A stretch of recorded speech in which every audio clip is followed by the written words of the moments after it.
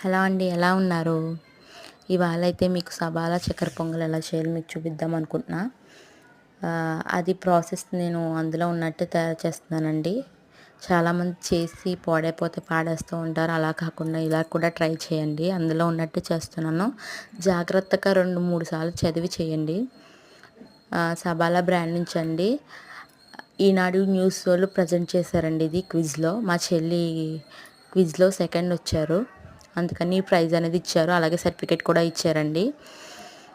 ఆ ఫోటో అయితే మీకు క్లారిటీగా కనబడదు, లాస్ట్లో పెట్టాను చూడండి. ఫస్ట్ బియ్యము పెసరపప్పు ఇచ్చారండి. అవి శుభ్రంగా కడుక్కొని ఒక విజిల్ తెప్పించుకొని 10 మినిట్స్ ఉడికాక, అది ఆవిరిపోయాక విజిల్ తీసాక తెల్లగా ఉండి కొంచెం వాటర్ ఉంటాయండి.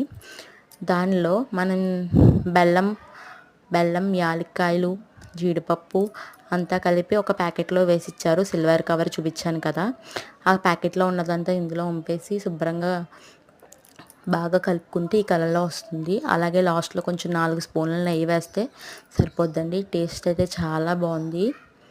ఎప్పుడైనా మీకు ఎలాంటి ప్రైజెస్ వస్తే మీరు ట్రై చేయండి.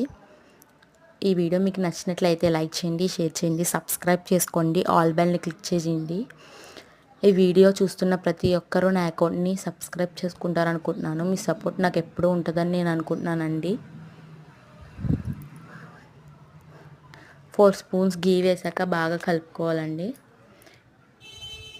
అన్నవరం ప్రసాదంలా ఉందండి ఇది. అంతేనండి, చక్కెర పొంగలి రెడీ. ఇలాంటి 4-5 ప్యాకేజెస్ ఉన్నాయి. అదిగోనండి, చాలా బాగున్నాయి. థ్యాంక్ యూ అండి.